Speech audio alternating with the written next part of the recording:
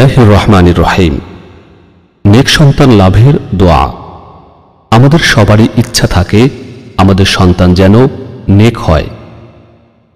শুধু সন্তান চাইলেই হবে না, আল্লাহর কাছে নেক সন্তান কামনা করতে হবে।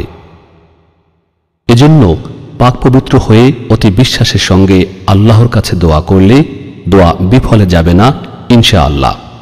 আজ আমরা কুরআন হতে এমন দুটি দোয়া জেনে নেই।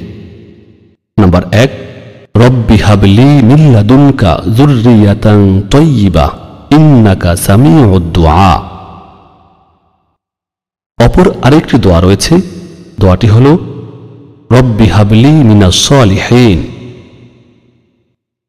তাই যারা নেক সন্তানের আশা করেন, নামাজের পর মোনাজাতে দোয়া দুটি পাঠ করে আল্লাহর কাছে নেক সন্তান চাইবেন।